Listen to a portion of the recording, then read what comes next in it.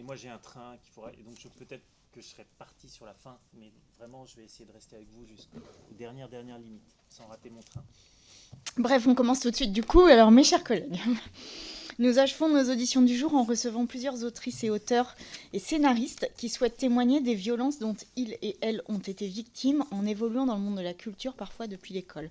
J'accueille donc chaleureusement Madame Myriam Sidikou. Bonjour Madame. Madame Garance Smith-Vanis. Bonjour Madame. Madame Saskia Valédiche. Bonjour. Monsieur Thomas Evano. Bonjour. Madame Sabrina Bécarine, bonjour. Madame Élodie Namer, bonjour. Comme vous le savez, notre commission d'enquête cherche à faire la lumière sur les violences commises contre les mineurs et les majeurs dans le secteur du cinéma, de l'audiovisuel et du spectacle vivant notamment. Vos témoignages nous importent. Ils permettront au rapporteur Erwan Balanant et aux membres de la commission de décortiquer les mécanismes à l'œuvre dans les violences qui sévissent dans le monde de la culture pour pouvoir, je l'espère, apporter des réponses efficaces. Je rappelle que cette audition est ouverte à la presse et qu'elle est retransmise en direct sur le site de l'Assemblée nationale. Avant de vous laisser la parole et d'entamer nos échanges durant environ 1h30, je vous rappelle que l'article 6 de l'ordonnance du 17 novembre 1958 relative au fonctionnement des assemblées parlementaires impose aux personnes entendues par une commission d'enquête de prêter serment, de dire toute la vérité, rien que la vérité, de dire la vérité, toute la vérité, rien que la vérité. Alors, nos micros sont particuliers, donc il faut que vous allumiez le micro, vous levez la main droite, vous dites « je le jure », vous l'éteignez et la personne après pourra l'allumer. Madame Sidikou. Je le jure. Je le jure. Je le jure. Je le jure. Je le jure. Je le jure. Je vous remercie et c'est le deuxième sans faute de cette commission, bravo. Je vous laisse la parole pour un propos liminaire. Madame, qui souhaite commencer? D'accord, allez-y. Donc bonjour à toutes et à tous. Donc moi je suis Sabrina Bécarine, scénariste. Et avec ma collègue Élodie Namer, on va donc introduire la série de témoignages qui va suivre en vous donnant une vue un peu globale du métier de scénariste et des abus systémiques qu'on peut y rencontrer.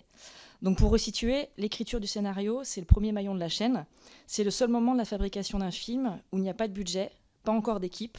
Et c'est justement le scénario qui, une fois écrit, va permettre d'aller chercher l'argent, le casting, pour ensuite lancer la fabrication du film. Donc c'est un métier solitaire qui est, de notre point de vue, pas assez encadré, pas assez protégé par la loi, à cause d'un statut complexe qui devient un peu la porte ouverte à toute forme d'abus, justement.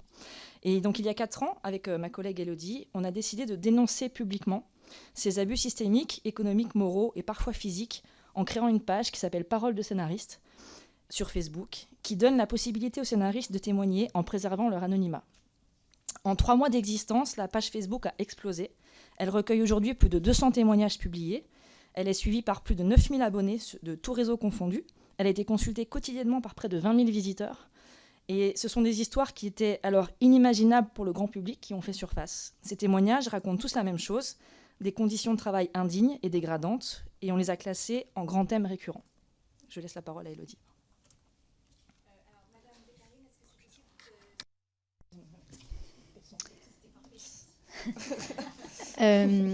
Alors une première forme d'abus qui revenait beaucoup dans les témoignages, c'est l'invisibilisation. C'est quoi l'invisibilisation?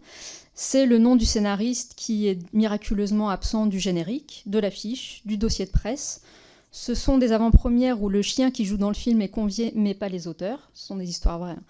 Ce sont des festivals auxquels les compagnes du producteur et du réalisateur sont invitées tout frais payés, mais où le scénariste, lui, devra payer son billet de train, son accréditation et sa chambre d'hôtel. Grand corollaire de cette catégorie, la réappropriation du travail. Un exemple parmi des dizaines et des dizaines d'autres, de scénaristes qui relatent l'avant-première d'un film qu'elles ont écrit et porté pendant 5 ans. Ce soir-là, la réalisatrice, seule présente sur scène, raconte avec emphase devant le public comment elle a eu l'idée du film, alors qu'elle est arrivée à la fin de l'écriture. L'abus de pouvoir, 3e grande catégorie de nos témoignages, met en lumière la sidération et l'impuissance des scénaristes face à un interlocuteur qui les domine, économiquement ou socialement. Pour exemple, cette autrice qui décroche une aide à l'écriture du CNC pour son projet et qui assiste à son producteur qui récupère l'argent pour financer un autre projet de sa boîte. Ou encore cette étudiante de la FEMIS qui reçoit texto et appel d'un scénariste césarisé après une masterclass pour lui proposer une consultation privée sur son projet en échange d'une fellation. C'est ce créateur de série qui apprend que son producteur s'est fait un contrat d'auteur dans son dos et se crédite désormais co-créateur de la série. Enfin, le travail gratuit, dernière grande catégorie de nos témoignages. C'est une catégorie qui peut sembler éloignée de notre thématique du jour, mais tout est lié. Parce que du travail non payé, ça veut dire quoi? Ça veut dire pas d'encadrement, pas de contrat, pas de droit, et ça suppose une relation de domination d'une part et de faiblesse de l'autre, qui est le parfait terreau pour qu'émergent des violences et des abus. C'est une des particularités de notre métier. Contrairement aux autres maillons de la chaîne audiovisuelle, un scénariste travaille souvent des mois entiers sans être protégé par un contrat. Ouais. Donc ces 200 témoignages racontent tous finalement la même histoire, comment un système écrase les droits les plus élémentaires d'un corps de métier. Vous penserez peut-être que les témoignages que vous lirez ne sont que des extrêmes, pourtant nous avons lancé un questionnaire auquel ont massivement répondu 400 scénaristes en activité, cinéma et télévision confondus, et voici une partie des résultats. Donc, est-ce que vous vous êtes déjà senti contraint de travailler gratuitement? Oui, à 86%. Vous êtes-vous déjà senti invisibilisé? Oui, à 94%. Avez-vous déjà subi un abus provenant d'un rapport de force déséquilibré? Oui, à 86%. Avez-vous eu le sentiment que quelqu'un d'autre se réappropriait votre travail? Oui, à 90%. Avez-vous entendu des remarques rabaissantes sur votre métier de la part de vos employeurs? Oui, à 78%. Le résultat de Paroles de scénaristes, c'est plus d'une vingtaine d'articles de presse, Télérama, Libération, Allociné, Les Arocs, Écran large, Écran total, quelques soutiens, des réunions avec des syndicats de producteurs, des sursauts d'espoir, mais au final, absolument rien n'a changé. La preuve en est avec les témoignages qui vont suivre, qui sont des exemples plus précis d'abus moraux, sexistes, racistes et de violences sexuelles commis dans le cadre des écoles de cinéma, abus qui continuent à la sortie de ces écoles et jusque dans les salles d'écriture professionnelle aujourd'hui.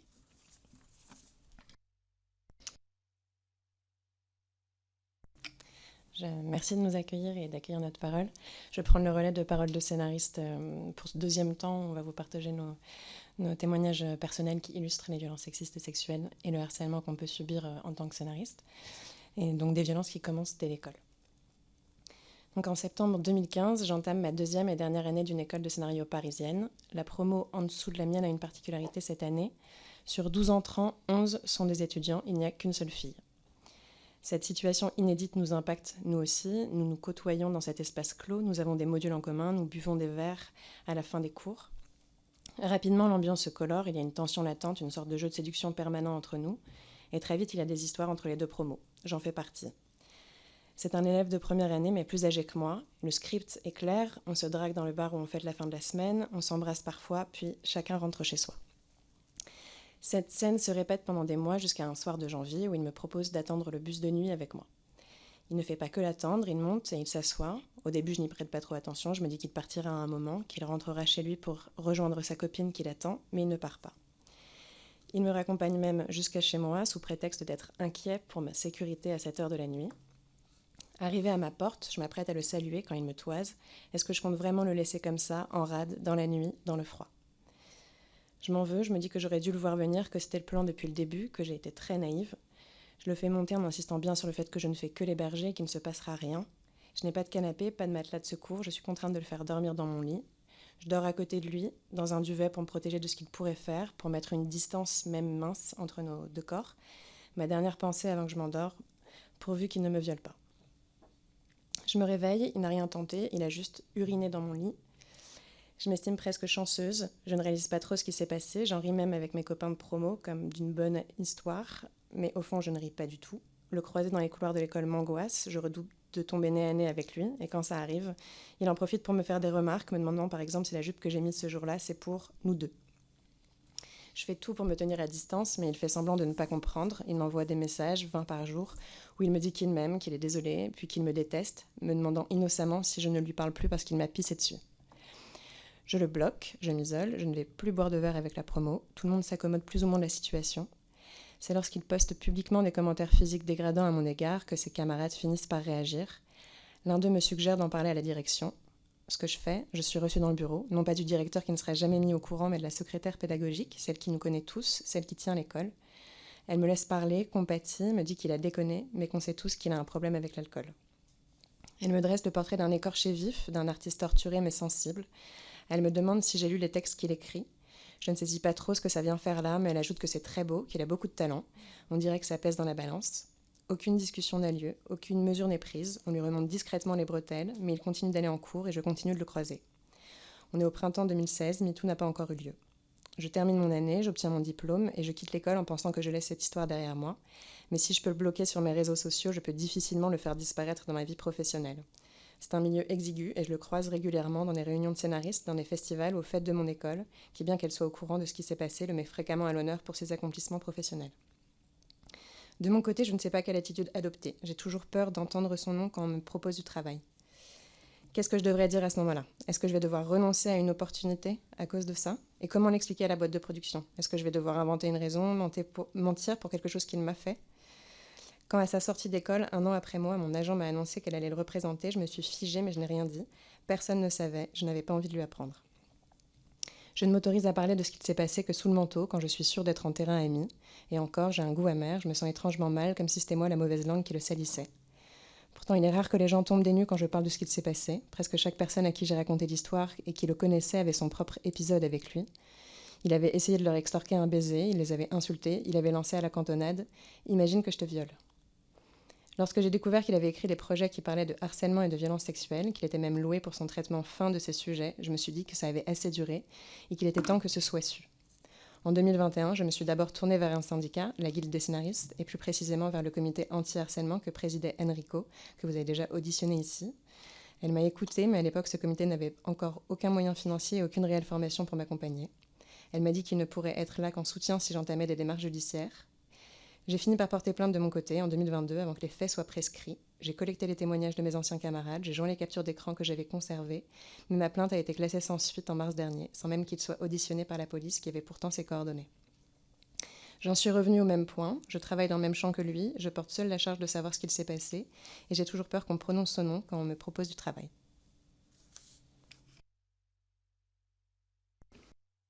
Merci. Madame Smith-Vénis. Bonjour, merci de me recevoir. En 2016, âgée de 17 ans, j'entre dans une classe préparatoire aux grandes écoles de cinéma. Dès les premiers mois, on nous demande de réaliser un film autobiographique et nous avons des rendez-vous en tête-à-tête avec les professeurs pour travailler dessus. Ils nous posent des questions intrusives et nous poussent à ressortir nos traumatismes. Les films terminés, une session de visionnage collectif est organisée. Une matinée à regarder les histoires de deuil, d'inceste et de maladie de mes camarades de classe, en apprenant bien plus que je ne devrais sur certains que je connais à peine. À la fin du visionnage, nous osons à peine nous regarder. Cette ambiance de voyeurisme de la part des professeurs durera toute la prépa, s'immisçant dans nos conversations intimes et nous incitant à prendre des cafés avec eux. En octobre 2017, quelques jours après MeToo, un professeur influent nous montre un film avec une scène de viol, scène qu'il qualifie de la plus belle scène d'amour qu'il ait jamais vue. Choqués, quelques amis et moi protestons. Nous nous prenons les foudres du professeur, mais aussi du reste de la classe, qui est sous son emprise. D'autres professeurs se mettent ensuite à nous montrer des scènes dérangeantes à leur tour, comme un retour de bâton malsain. Nous n'étions pas des stars, même pas encore des professionnels. Nous n'avions parlé ni à la justice ni aux médias, mais nous étions déjà une menace à leurs yeux. À ce moment-là, du haut de mes 18 ans, loin de ma famille, dans une ville où je ne connaissais personne, j'ai compris que les adultes qui m'entouraient n'allaient pas me protéger. Au contraire, ils représentaient eux-mêmes le danger. Je suis devenue hyper vigilante. On m'a dit que j'exagérais, me poussant à douter de la légitimité de mon malaise. Quelques années plus tard, j'ai eu la confirmation que celui-ci n'était pas du tout infondé. Là où j'avais eu la chance de me tenir à distance, certaines de mes camarades ne l'ont pas eu et sont tombées dans les griffes d'un professeur qui abusait d'elles. À ma connaissance, celui-ci exerce toujours et n'a jamais été inquiété. Je me sens presque chanceuse de m'en être sortie sans être physiquement victime. Mais était-ce de la chance de finir en burn-out et en dépression après cette prépa, au point d'arrêter mes études pendant 2 ans ? Était-ce de la chance d'être dégoûtée du cinéma au point de vouloir le quitter ? Il ne me semble pas anodin que sur les 15 femmes et personnes sexisées, passionnées, sélectionnées à travers la France pour intégrer cette école, 5 ont ensuite, à ma connaissance, quitté le milieu, 6 si je n'y étais pas moi-même revenue. En 2020, je décide de retourner vers le cinéma et j'entre dans une école privée en spécialisation scénario. Après 2 mois de cours à distance à cause du Covid, lors du premier cours en présentiel, un professeur me prend à part pour m'annoncer que je suis une scénariste prometteuse et qu'il va lancer ma carrière. J'ai besoin d'entendre ces mots, aussi je saute de joie. Étant franco-américaine, il me demande de traduire gratuitement une bible de série, en me promettant que, si ça plaît à la production, je serai l'adaptatrice officielle des scénarios dialogués. Il me fait aussi réécrire et traduire une note d'intention, et il me fait faire une fiche de lecture, toujours gracieusement. Je doute, mais il y a carotte au bout du bâton, et je ne suis pas en position de refuser. Et s'il pouvait réellement lancer ma carrière ? Et que se passera-t-il si je le déçois ? Grâce au Covid, les échanges se font principalement à distance, mais cela ne l'empêche pas d'être intrusif et familier. Il profite de nos appels pour me poser des questions intimes ou me faire des remarques déplacées. Il va jusqu'à me demander où j'habite et si je vis seule. Il me téléphone tard le soir et lorsque je tente de poser mes limites, il me fait comprendre que ce n'est pas une option dans ce milieu. Il m'invite à participer à une conférence avec lui, mais refuse de me donner l'horaire et le lieu exact de rendez-vous, insistant pour m'emmener en voiture. Je parviens finalement à obtenir ces informations et j'y vais en train, m'assurant ainsi que nous ne nous verrons qu'en public. Cela ne l'empêche pas de me mettre la main au creux du dos et me chuchoter à l'oreille comme si nous étions intimes. Ce soir-là, en rentrant chez moi, ma seule pensée sera « Ouf, je ne me suis pas fait violer ». J'ai rencontré 2 autres victimes de ce professeur. Elles ont eu les mêmes expériences, et pour l'une d'entre elles, c'est allé plus loin. Le professeur lui parlait de ses relations sexuelles par SMS, lui envoyait des photos et lui posait des questions sur sa vie intime. Elles avaient eu vent d'autres cas dans les promotions précédentes. Juste après mon diplôme, le professeur m'envoie vers un ami producteur de podcast qui me commande plusieurs épisodes. Les échanges avec le producteur se font au téléphone, sans trace écrite. Je demande d'avoir le contrat, mais le DAF est en vacances jusqu'en septembre. Par contre, les épisodes sont urgents, il faut les rendre en août. C'est mon premier contrat, je dois faire mes preuves. Alors j'obtempère, je rends mes scénarios, puis plus de nouvelles pendant des semaines. Après de nombreuses relances, il m'envoie enfin une proposition de contrat qui est aberrante. Sans agent, seulement armé de mes cours de droit d'auteur, je tente de négocier. Chaque réponse met des semaines à venir, et à chaque nouvelle version du contrat, il modifie des choses non négociées sans me prévenir. Je ne lâche rien, ce qui les énerve. Le professeur qui m'avait envoyé vers eux m'appelle pour faire pression et me dire que mon comportement est inacceptable. Moi, ce que je vois, c'est qu'il cueille des jeunes femmes sans agent à la sortie d'école pour les livrer à son ami producteur, ravi de nous exploiter. Au bout de 8 mois, aucun contrat n'est toujours signé et je n'ai perçu aucun argent. Je reçois alors un mail du producteur annonçant la sortie des épisodes en ligne. Légalement, j'aurais tout pour porter plainte pour contrefaçon de droit d'auteur. Mais dans les faits, je n'ai pas les moyens de me battre contre un gros studio. Je suis épuisée et je veux passer à autre chose. Je décide donc plutôt d'en profiter pour finaliser ce satané contrat. Cette fois, il se réveille et on signe enfin. Il faudra encore 3 mois pour que je sois rémunérée, soit 11 mois après l'envoi des scénarios. Enfin, je découvre que mon nom ne figure nulle part sur les podcasts. Je le leur signale, ce qui me vaut un dernier mail de reproche, m'indiquant que je suis la pire scénariste avec qui ils aient jamais travaillé, et sous-entendant qu'ils vont me blacklister. Le professeur est en copie du mail, histoire de bien m'infantiliser. À la suite de quoi, celui-ci me téléphone plusieurs fois, mais je ne décroche pas, car l'idée même d'entendre sa voix m'angoisse. J'ai ensuite coupé les ponts avec le professeur ainsi que le producteur. Toutes mes expériences depuis m'ont prouvé à quel point ils ont voulu profiter de ma nouveauté dans le milieu pour m'exploiter, tout en me faisant comprendre que c'est comme ça que ça marche, alors que non, ce n'est pas comme ça que ça marche. Et surtout, ce n'est pas comme ça que ça doit marcher. Merci. Merci beaucoup. Alors, visiblement, le vote a commencé. Non. Sarah, je compte sur toi pour faire le lien avec l'hémicycle. D'accord. Non, c'est 17h37, ça doit être la fin du vote peut-être, non ? Ah, mais tranquille, ok. Très bien. Ah oui, bah, qui répondent très longuement. Alors, qui souhaite continuer ? Je vais prendre Monsieur la suite. Merci pour votre accueil et pour votre écoute. Je travaille comme scénariste depuis 4 ans. J'ai toujours voulu écrire des histoires et plus particulièrement des séries télé. Alors pourquoi des séries télé ? Parce que l'écriture dans la série télé, c'est souvent un effort collectif. Écrire un nombre important d'épisodes, souvent dans un délai réduit, nécessite de travailler à plusieurs mains. Et donc dans ces cas-là, la production réunit un groupe d'auteurs pour former ce qu'on appelle une room d'écriture, au sein de laquelle on échange, on propose, on débat, et finalement on crée ensemble un récit. Ce travail collectif d'écriture se fait sous la direction d'un directeur ou d'une directrice d'écriture, plus communément appelée directeur ou directrice de collection, et qui est également recruté par la production. Donc en juillet 2022, je suis pas très loin de ce rêve de rejoindre une room d'écriture. On cherche des auteurs pour l'écriture d'une série qui s'appelle Déter, destinée à France TV Slash. Après avoir rencontré les producteurs avec qui ça se passe très bien, je passe un entretien avec le directeur d'écriture chargé du recrutement. Pour composer sa room, il cherche des auteurs juniors ou plus particulièrement débutants par rapport à lui, et qui sont prêts à s'investir corps et âme pour ce projet qui pourrait être un tremplin professionnel.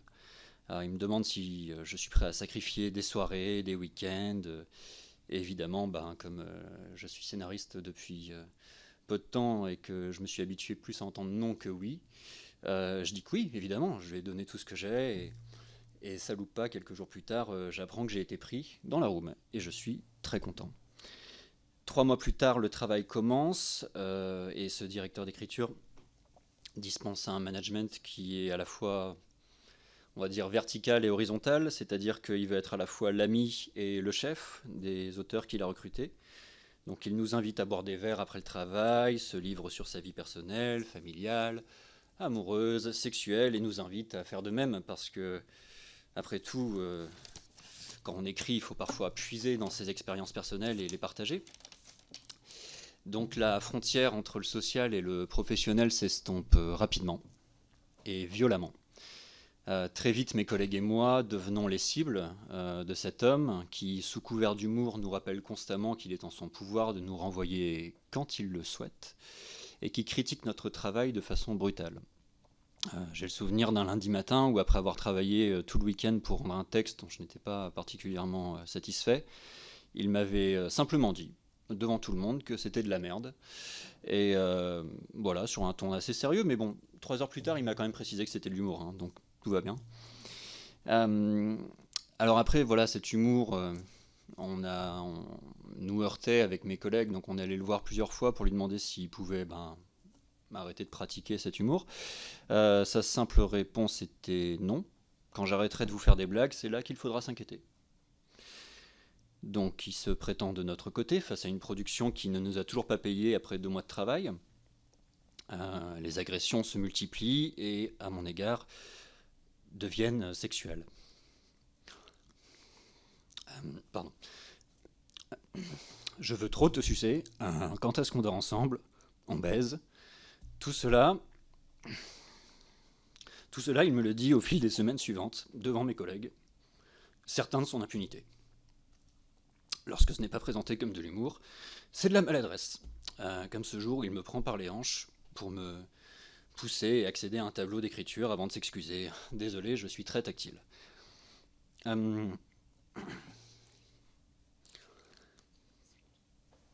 ce moment, je ne dors plus, je perds du poids, merci. J'ai la boule au ventre chaque matin avant de partir au travail. Je me déteste et je ne sais même pas pourquoi. Heureusement, la majorité de mes collègues me soutiennent lorsque je décide de confronter cet homme. Je lui dis qu'il n'a pas à me parler comme ça, que je souffre de son comportement, et il se défend, s'excuse avant de me demander, presque agacé, si j'ai une solution à lui proposer. Tu n'arrives même pas à me regarder dans les yeux, Thomas, alors qu'est-ce qu'on fait? J'ai pas de solution. J'ai juste assez d'énergie pour dire qu'il y a un problème, donc je m'en vais. Et le soir même, la production a eu vent de ce qui s'est passé, et le producteur m'appelle. Il veut avoir ma version, je la lui donne.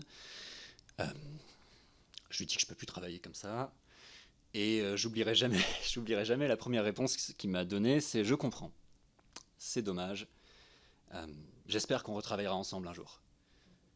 Alors là, j'ai un petit moment de doute quand même, parce que je crois que je comprends qu'il pense que c'est moi qui veux partir, et je lui dis que non, c'est pas moi le problème en fait, donc je vais pas partir. Il se corrige évidemment tout de suite et il promet de régler le problème. Alors le problème n'est pas réglé, il est déplacé, c'est-à-dire que cet homme donc est assigné à une autre tâche, qui est donc l'écriture des arches des personnages. C'est un travail qui se fait en amont et qui peut se faire en solitaire.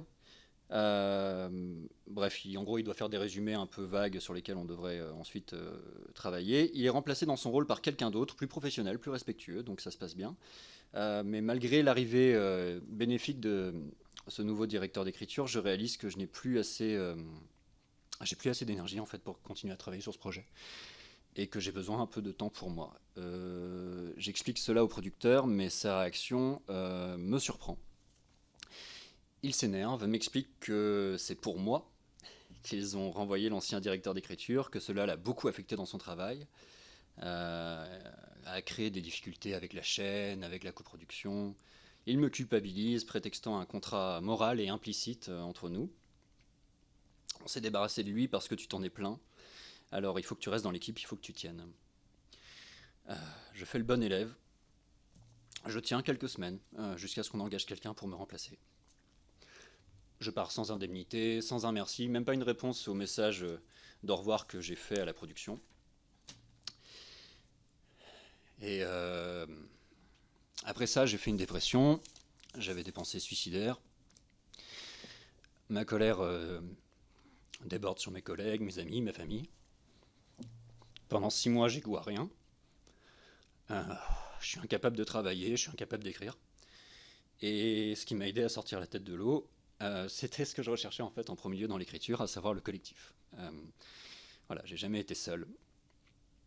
Mes agents m'ont soutenu, mes amis m'ont soutenu, mes pairs, hier comme aujourd'hui, me soutiennent. Et enfin presque tous, parce que j'ai quand même une scénariste qui faisait partie de cette équipe qui a essayé de me casser du sucre sur le dos après, en inventant une histoire comme quoi ça s'était mal passé à cause du fait qu'on était junior et qui pour m'empêcher d'être recruté sur d'autres séries.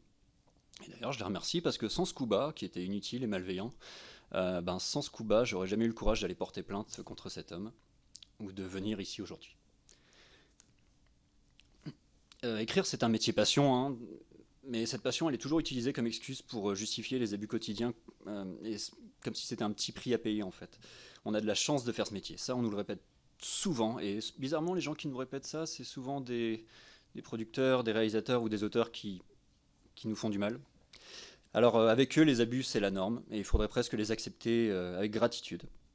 Donc voilà, votre commission a beaucoup abordé la violence qui existe sur les plateaux de tournage, mais comme vous l'avez sans doute compris maintenant, elle existe dès la phase d'écriture. À la base du film, il y a le scénario, certes, mais à la base du scénario, il y a une violence qui est liée au statut de l'artiste-auteur. Invisibilisé, plongé dans une précarité financière et une absence de droit du travail qui encourage ces violences quotidiennes. Et pire encore, entouré d'un silence qui à terme nous use et transforme notre passion en cynisme. Donc voilà, j'espère sincèrement qu'un jour, peut-être avec l'aide de cette commission, on pourra changer cela et permettre aux auteurs et autrices d'écrire dans des conditions dignes. Merci pour votre écoute. Merci beaucoup pour votre témoignage, pour vos témoignages. Madame Sidikou.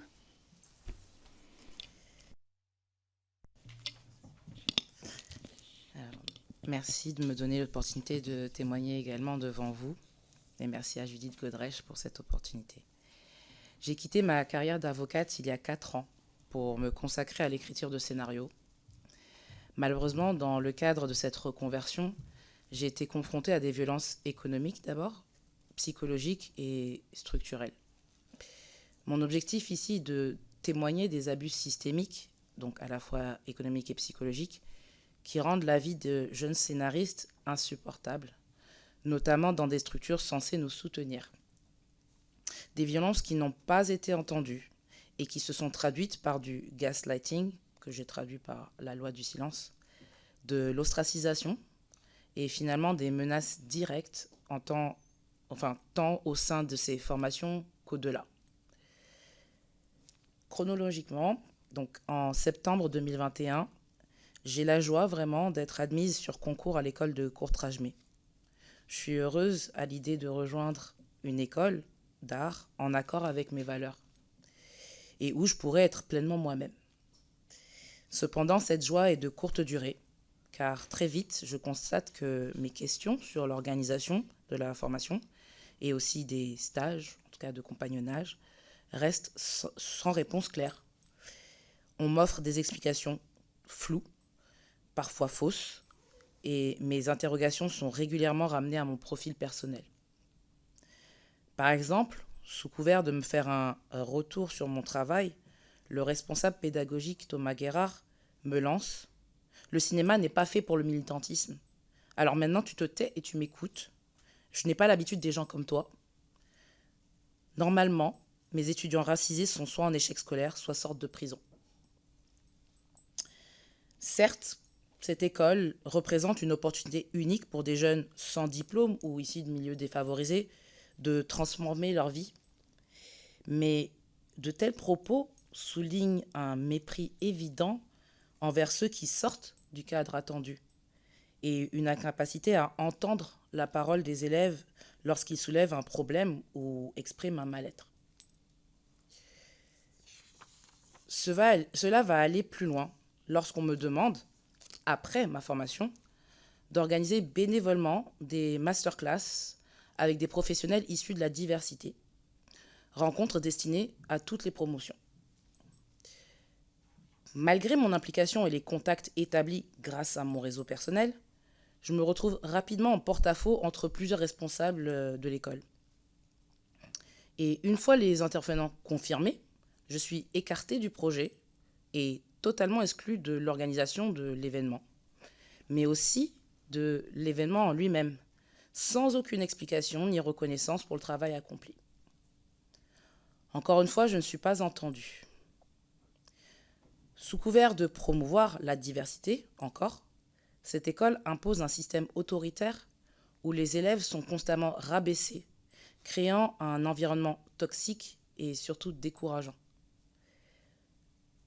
En décembre 2021, nous sommes à mi-parcours de la formation et juste avant les fêtes de fin d'année, épuisés par cette prépa au cinéma intense et située à Montfermeil, nous sommes aussi anxieux à l'idée de réussir ou pas notre scolarité pour espérer ensuite travailler. C'est alors que Courtrajmé nous demande de signer un contrat présenté comme de formation, mais qui en réalité cède les droits de nos projets personnels à la société de production Lily Film. Ce contrat est indispensable, d'après eux, à la poursuite de notre formation. Je signe dans l'urgence, même si certains détails me mettent mal à l'aise. Les contrats sont antidatés à la rentrée de septembre et aucun double exemplaire ne nous est remis.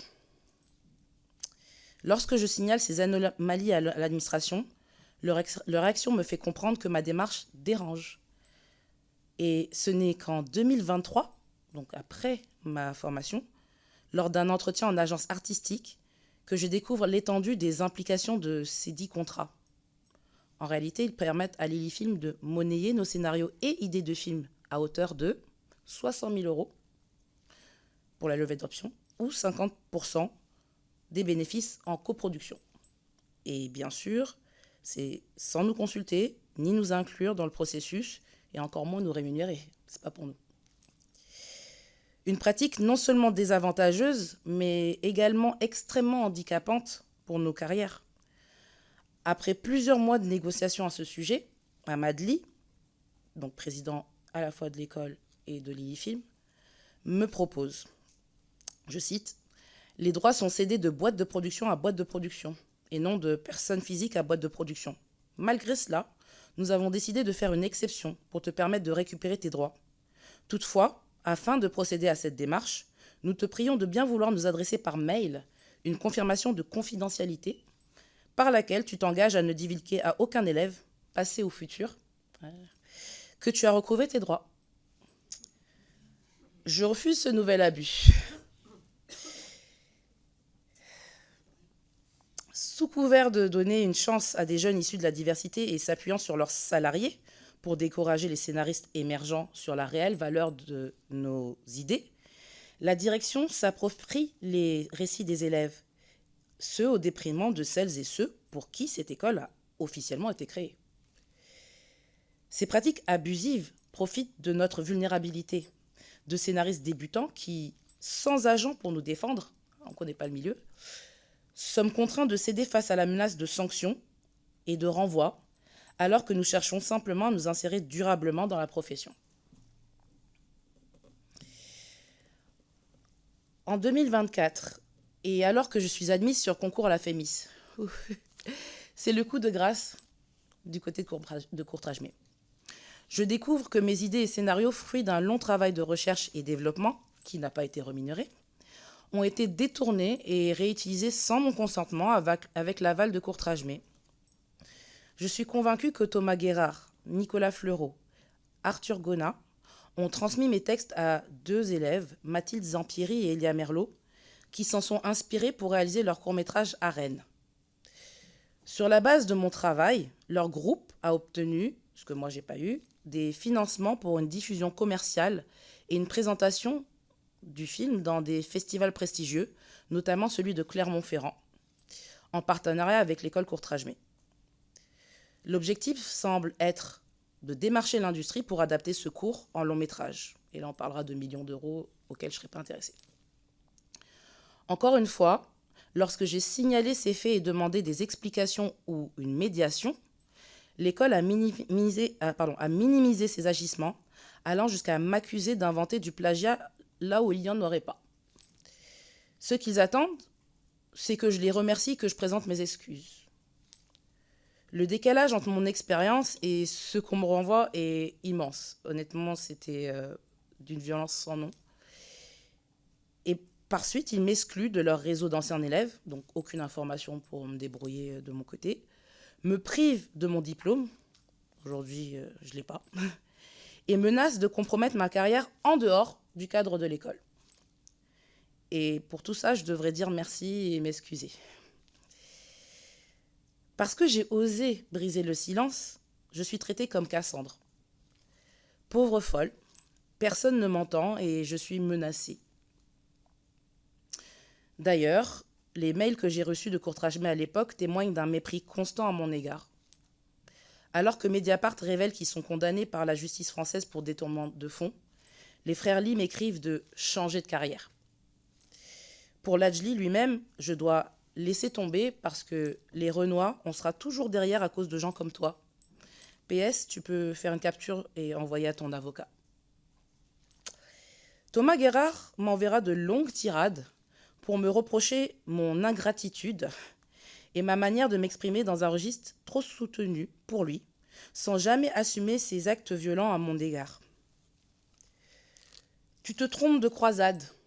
Pas besoin de m'écrire cordialement si tu bitches sur moi, ni sur nous, comme des collègues de notre métier m'en ont fait retour, au mépris des 9 mois gratuits où nous avons tenté de t'accompagner. Le dialogue me semble impossible au-delà des postures d'avocate et des apparences de civilité. J'ai essayé, hein. Bientôt fini. Je tiens à préciser que Courtrajmé et leurs 2 étudiantes favorisées m'ont refusé toute demande de médiation ou simple dialogue pour régler l'affaire entre nous. C'est pas faute d'avoir essayé. Menacée par l'école, j'ai donc dû m'excuser pour les violences que j'avais subies, avec, encore une fois, grâce à Thomas Guérard, un « tu devrais remercier Mathilde et Elia plutôt que de les harceler ». Héloïse Dridi, proche de Mathilde Zampieri, me contacte 1 mois après son élection au CA du collectif 50-50, mais hors circuit, rien à voir, hein, via Instagram, pour s'assurer de mon silence définitif. Je le cite, « En tant que référente VHMSS, nous allons monter un dossier harcèlement et cyberharcèlement. » Ces mots témoignent de la violence systémique avec laquelle ma voix de victime, pas d'avocate, de victime, là on dit, est étouffée, ignorant tout conflit d'intérêts de complices tels qu'Héloïse Dridi. Et à l'heure où je vous parle, pas plus tard qu'hier, j'apprends que le collectif 50-50 envisage de me radier à cause de mon témoignage ici. Faut pas les citer. Courtrajmé a renversé la culpabilité grâce à son réseau bien placé. En essayant de me défendre, c'est moi qui deviens l'harceleuse, qui veut du mal à des innocents, hein, a priori. Hein. On ne m'a pas demandé mon avis, mais c'est forcément eux les innocents. La folle, l'hystérique, c'est des mots qu'on m'a rapportés, m'assignant au cliché de la femme noire en colère. Je réfléchis pas, je suis en colère, je veux du mal. Je m'ébats la terre, terrorisée par les répercussions de cette chasse aux sorcières. Et honnêtement, à ce moment-là, je suis en dépression, je suis en PLS. J'ai plus envie d'avancer comme ça. Et là, c'est la dernière partie. Aussi, ma co-autrice Diane Abdelila, dont l'histoire personnelle et intime a inspiré ce film sur cette championne de MMA, atteinte d'endométriose, elle n'a jamais été sollicitée ni par Courtrajmé ni par les réalisatrices. d'Arène. Son histoire intime et personnelle, encore une fois, continue d'être utilisée sans reconnaissance ni respect, faisant de nous deux femmes racisées dont les récits sont probablement spoliés sans jamais nous créditer. On devrait être contente, hein. Une contribution essentielle, exploitée par un système organisé qui agit en toute impunité. Un combat inégal alors que elle et moi luttons ensemble contre les violences faites aux femmes. J'ai fini. Merci. Merci beaucoup pour ces témoignages forts, complémentaires et qui illustrent l'ensemble des problèmes auxquels vous êtes confrontés. Je sais pas par quoi commencer en fait parce que j'ai plusieurs questions qui me viennent. Est-ce que comme tu dois partir. Excusez-moi, j'ai fait une bêtise, j'ai raté un bout. Ah bah allez-y. En fait, c'était après. Hein? Non, mais en fait, je vous avoue qu'aujourd'hui, j'étais un peu tendue parce que hier soir, j'ai reçu des messages qui me disaient ne parle pas. Voilà. Mais en tout cas, c'était sur l'histoire des tu te trompes de combat, change de carrière et ça. Et en fait, je disais, c'est pas très long, ça va aller plus loin lorsqu'on me demande après ma formation. Ça, je l'ai dit ou pas? Je l'ai dit? Je sais pas. On te demande quoi? Ah si, c'est bon. Non, mais je suis vraiment perturbée, enfin, j'ai mal dormi. Mais en tout cas, merci. Et puis, de toute manière, je sais que vous avez des questions, donc on précisera.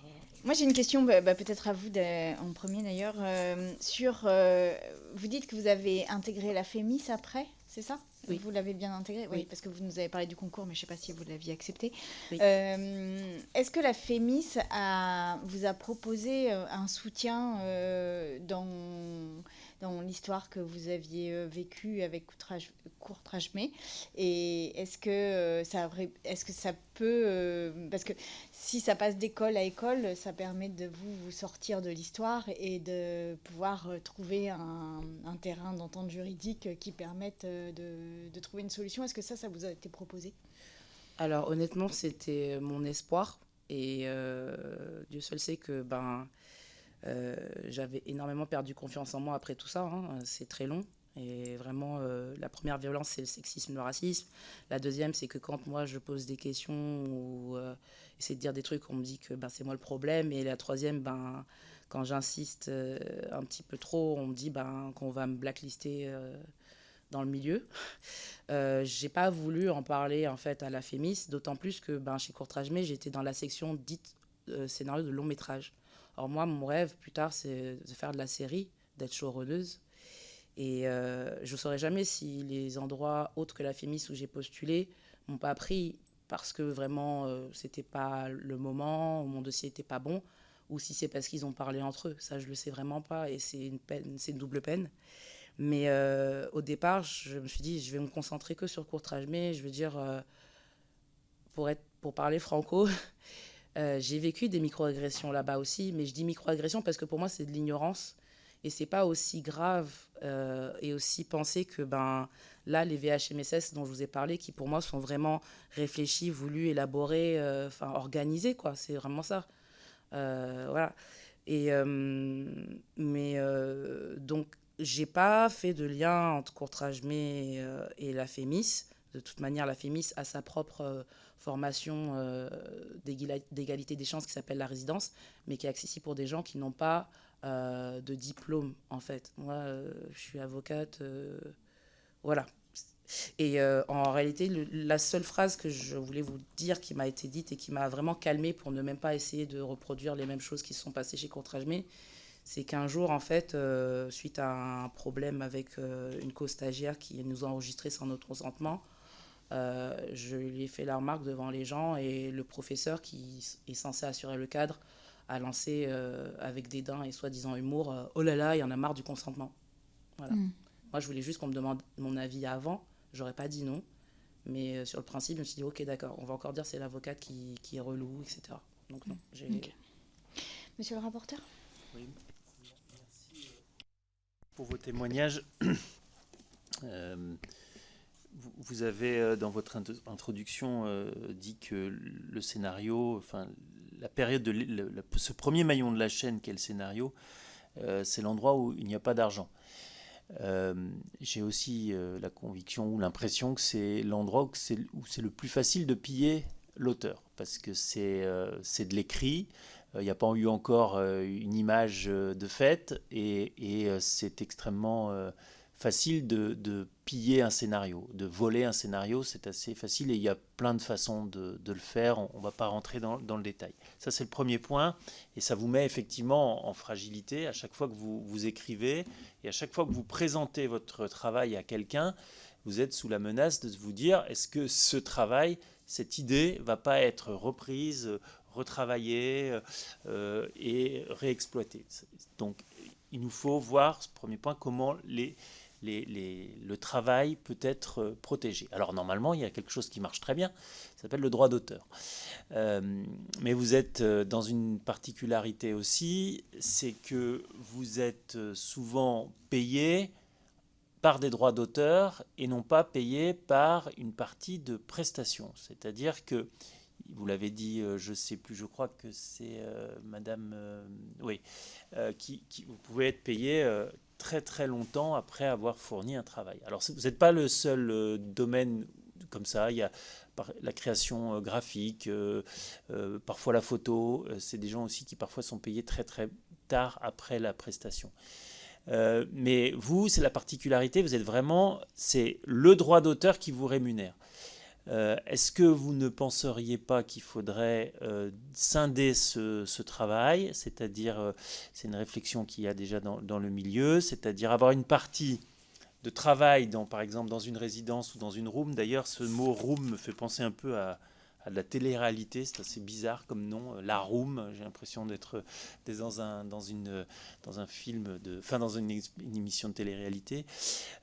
Donc une partie qui serait du salariat ou de l'intermittence, à voir, et qui rémunère le travail, et ensuite le travail d'auteur est rémunéré. Alors avec il y a des limites à tout ça, parce que le droit d'auteur, c'est le droit d'auteur, et la logique, c'est que si vous tombez aussi dans le salariat, vous perdez peut-être l'avantage du droit d'auteur qui est, je le rappelle, proportionnel tout le temps, normalement, à ce qui a été gagné. C'est-à-dire que vous signez un contrat avec une avance sur recette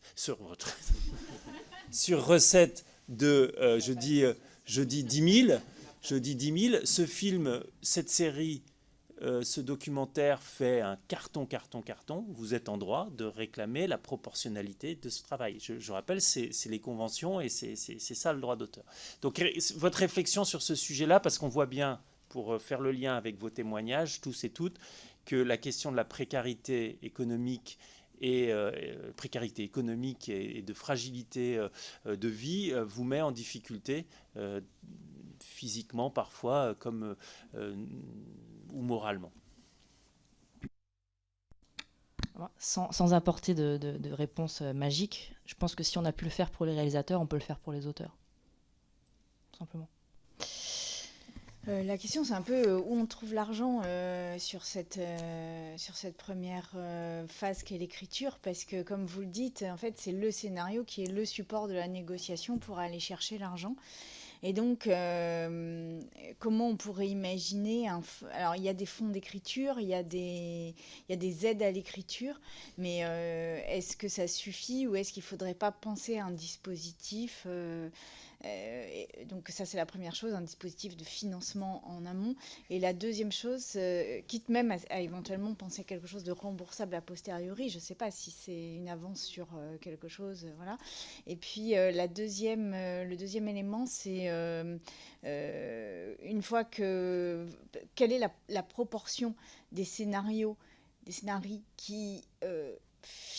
qui finissent dans un film, dans un court-métrage, dans une série, et quelle est la part de scénarii qui finissent à la poubelle ou dans les oubliettes ou dans les dossiers des scénaristes. Est-ce que vous avez un peu une idée de ça? C'est-à-dire quel est le travail en fait non valorisé que vous réalisez?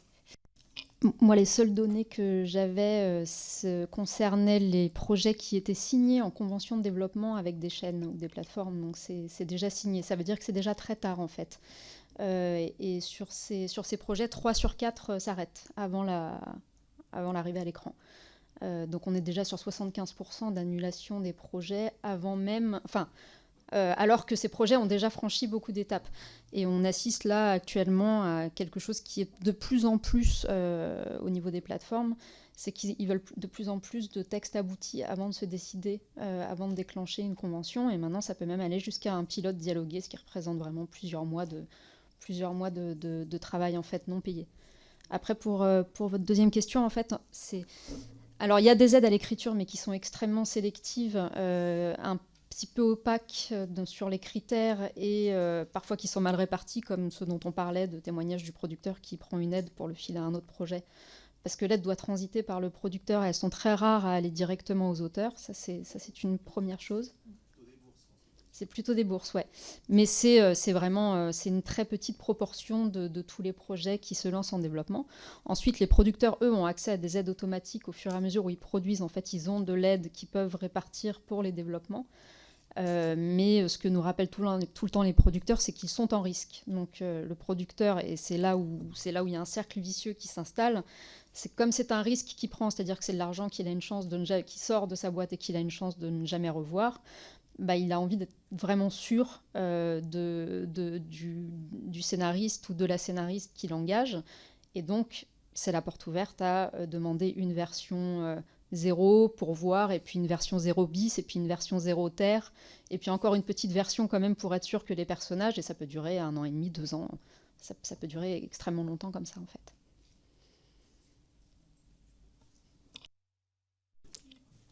Je voulais... Attendez. Ok. Madame Legrain-Sanva, je vous propose qu'elle pose sa question. Oui. Excusez-moi, c'est parce qu'il y a motion de censure et après j'ai des engagements. Oui, moi, ce qui m'a frappé dans tout ce que vous disiez, c'était effectivement les liens entre les contrats, enfin la précarité des contrats et la prévalence des violences, enfin le fait que du coup elles sont beaucoup plus faciles à perpétrer. Qui sont en fait vos interlocuteurs pour faire valoir vos droits en matière de contrat? Parce que quand c'est les questions de droit d'auteur, je pense que c'est un vrai sujet.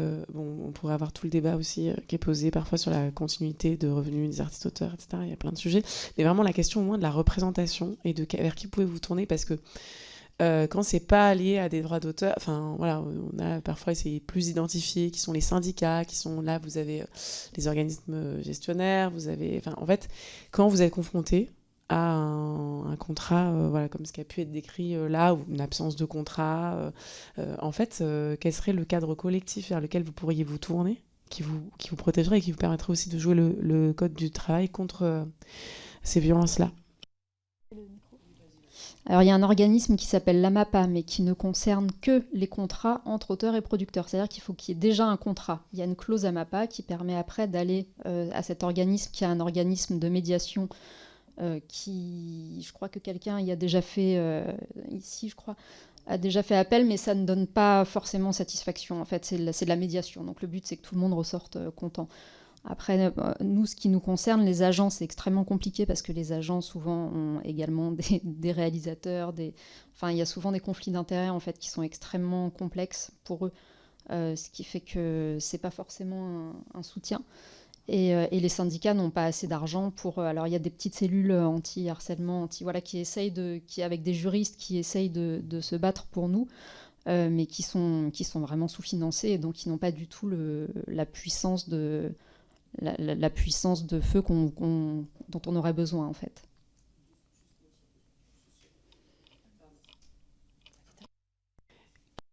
C'est compliqué. Juste pour poursuivre cette question-là, par exemple, Monsieur Evano, ce que vous nous avez décrit, en fait, s'apparente à, parce que je ne suis pas juge, mais au fait d'avoir été victime de harcèlement avec une composante sexuelle sur le lieu de travail et avoir ensuite subi les conséquences de ça, puis avoir quitté le lieu de travail, enfin quitté le travail sans être licencié, mais sans non plus avoir aucune indemnité ni aucune reconnaissance. Donc est-ce que dans ces cas-là, par exemple, rétrospectivement, je ne dis pas qu'il fallait forcément le faire parce que c'est des démarches très difficiles, mais est-ce que là, les prud'hommes pouvaient être un cadre d'intervention ou pas? Il n'y a pas en fait il n'y a aucun mais en fait je pose des questions pour que nous on note tous les trous, quoi. C'est là de se dire en fait c'est quoi comme type de relation de travail. Des relations de travail, vous n'avez pas de syndicat, vous n'avez pas de recours au prud'homme possible, et enfin voilà, nous ça nous montre l'étendue en fait de cette de cette précarité dans laquelle ça vous laisse, quoi. c'est un texte en fait qu'on achète et qu'on protège. C'est pas du tout. C'est le texte est le seul objet du contrat en fait. C'est pas nous l'objet du contrat. Voilà, c'est ça. Voilà. Se pose quand même la question de l'instance qui va traiter des relations de travail en fait, parce que ce que vous décrivez, c'est quand même des relations extrêmement hiérarchisées. C'est aussi des relations de travail collectives, etc. Voilà. Et après, bon, il y a le côté courtrage, mais je me posais la question du statut en fait en termes parce que là on est plutôt dans la question de la formation. Quel est le statut exactement, quoi? Du coup, on va passer dans 3 questions. Donc, c'était pour compléter avec mes collègues. Bien évidemment, je n'ai pas précisé, moi, j'étais avocate fiscaliste. Donc, forcément, ça explique aussi pourquoi je me suis fait clairement berner par cette clause de propriété intellectuelle. Il n'y a pas de raison que je doute de la personne qui veut m'aider, quoi. Mais clairement, oui, quand on est scénariste, on est artiste-auteur. Et dans la grande famille du cinéma, nous, on est parents pauvres. On n'a pas de statut d'intermittent. Voilà. Et le fait est que... quoi qu'il arrive, si on veut essayer de trouver une forme de justice au sens judiciaire du terme, c'est le code de la propriété intellectuelle avec les trucs de plagiat, sauf que le plagiat, ça peut durer longtemps, un procès de 10 ans, on ne connaît pas l'issue, beaucoup de temps, d'énergie, d'argent, voilà, c'est compliqué. Par contre, je voulais vous dire que, effectivement, nous avons avec beaucoup d'attention suivi votre audition des organisations de scénaristes, donc le syndicat des scénaristes ou SDS, le SCA et la Guilde. Et j'ai beaucoup échangé avec la Guilde, notamment Ghislaine Pujol qui fait de l'animation. Toutes les deux, en tout cas, je me permets de parler en tout cas en mon nom. Voilà, on est au risque de me faire incendier, parce que tout le monde n'est pas d'accord dessus. Clairement, oui, toutes les deux, on pense que une forme de salariat selon les prestations serait tout à fait envisageable. Pourquoi je dis ça? Parce que nous, on parle de rémunération, mais nous, en réalité, quand on vend un scénario, parce qu'on ne vend pas notre personne et notre temps de travail, on a le droit à ce qu'on appelle un minimum garanti. C'est une enveloppe qui est valable sur la durée d'écriture. Donc, admettons que ce soit 20 000 euros. C'est 20 000 euros à se partager entre autant d'auteurs et sur autant d'années avec des paliers. Donc, on n'a pas 20 000 euros one shot un an. Voilà. Ce qui est de l'indexation, elle n'est pas garantie. Et ce qu'on dit souvent, on se fait la blague, on cherche encore le scénariste qui a touché des RNPP. Parce que, en fait, puisqu'on doit rembourser, en fait, on ne va jamais voir cette indexation. On doit de l'argent. Les gens ont pris un risque pour nous. Et donc, le taux de conversion, vous l'avez eu. Mais ce que je voulais dire, c'est que moi, quand je rentre dans l'école, je suis comme une avocate. On me dit, attention, 70% de ce que tu vas écrire ne va pas voir le jour au cinéma. Dans ce cas-là, je commence à réfléchir un petit peu, est-ce que j'ai bien choisi? Parce que bon, storytelling et tout.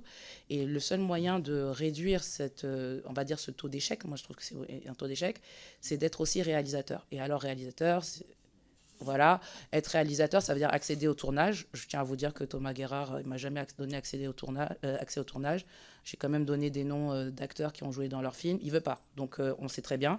Et donc, c'est tout ce que je peux dire, c'est qu'en réalité, il y a un gros débat entre les expérimentés et les non expérimentés. Il y a des barrières à l'entrée, et les barrières à l'entrée, dès qu'on parle d'argent, ça rend les gens un peu violents. Ça justifie tout ça. Le rapporteur.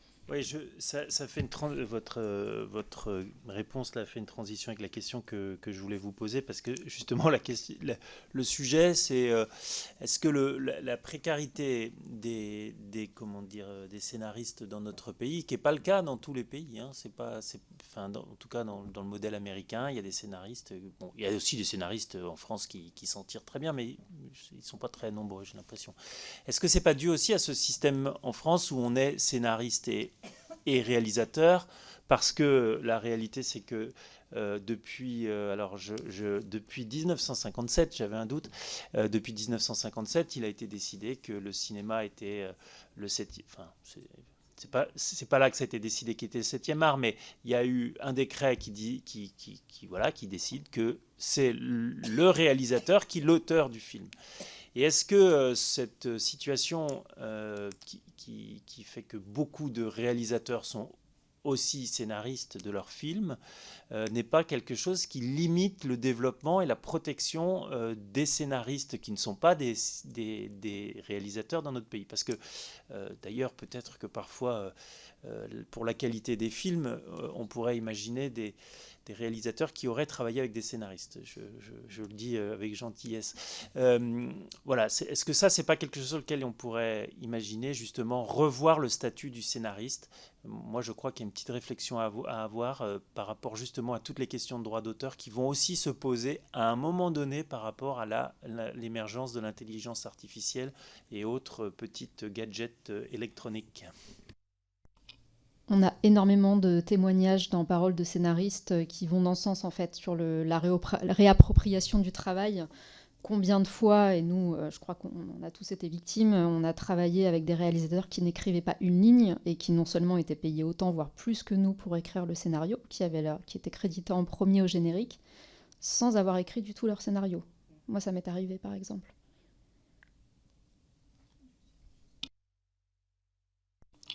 Oui, je pense que aussi au-delà de la question législative, c'est aussi culturel en fait. Ce décret, effectivement, en fait, ça c'est l'époque de la nouvelle vague, c'est Godard, etc. Ils ont décidé que le scénario était mort et que en fait c'est pas un texte construit qui va faire un bon film. Et en fait, on est encore aujourd'hui, on est dans un éloge de ce cinéma-là.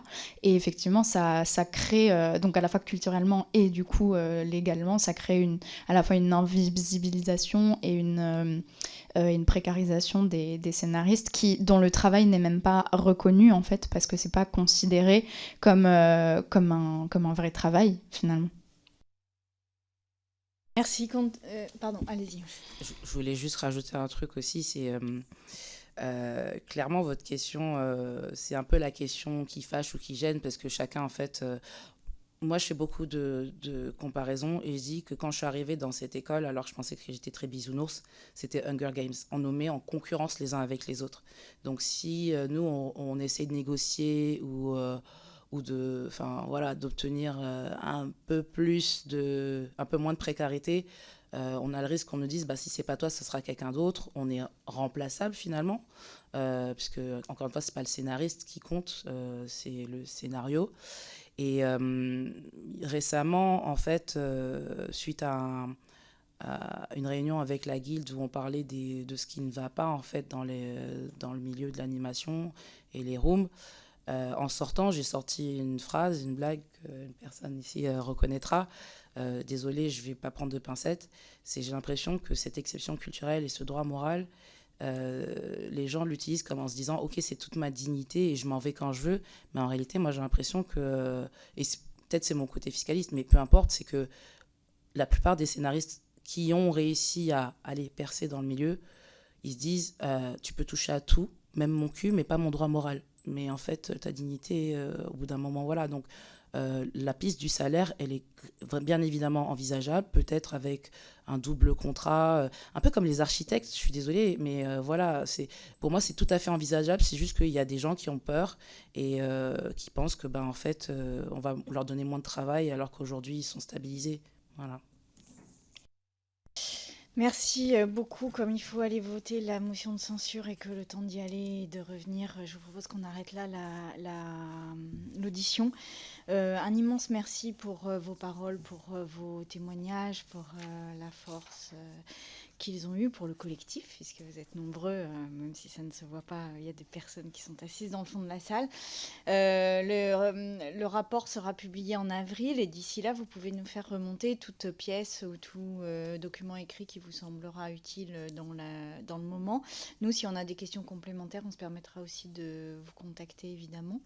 Et voilà, et on essayera... Alors, je ne suis pas sûre qu'une commission d'enquête ait toutes les solutions, mais en tous les cas, on essayera de les explorer le plus possible pour essayer de protéger le plus possible les personnes, parce que la précarité économique reste quand même un des moteurs majeurs des autres violences et un des substrats majeurs des autres violences. Merci à vous.